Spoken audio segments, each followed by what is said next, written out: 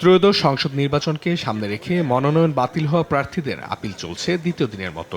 প্রার্থিতা ফিরে পেতে নির্বাচন কমিশন কার্যালয়ের বিভাগওয়ারি বুথে আপিল করেছেন বিভিন্ন বিভাগের প্রার্থীরা। মঙ্গলবার দুপুর 1টা নাগাদ 28 জন প্রার্থী আপিল করেছেন। যাচাই বাছাই প্রক্রিয়া নিয়ে ক্ষোভ থাকলেও শেষ ভরসা হিসেবে আপিলের পথে হাঁটছেন প্রার্থীরা। ইসির কাছে ন্যায় বিচারের প্রত্যাশা তাদের। আমরা আশাবাদী খুব দ্রুতই আমরা এই আপিলের মাধ্যমে এই প্রবলেমটা সলভ করতে পারবো এবং লিগ্যালি আমরা পারমিসিবল হব এই আসনে প্রতিদ্বন্দ্বিতা করার জন্য। রোজকার সাধারণ খাবার এখন হবে অসাধারণ। প্রাণ স্বাদের মশলা, স্বাদ বাড়ায়, ঘ্রাণ ছড়ায়। সবকিছু মিলে সার্বিক ভালো চাই, মন্দির ভালো পুরো প্রমাণ করেছি যে না ওটাই নাই। এতে আমি অখুশি না, যেহেতু ওনারা করতেই পারেন, ওই জন্য আমার একদিন ভোগান্তি হয়েছে। আচরণবিধি নিয়ে কমিশনকে আরো কঠোর হওয়ার আহ্বান প্রার্থীদের।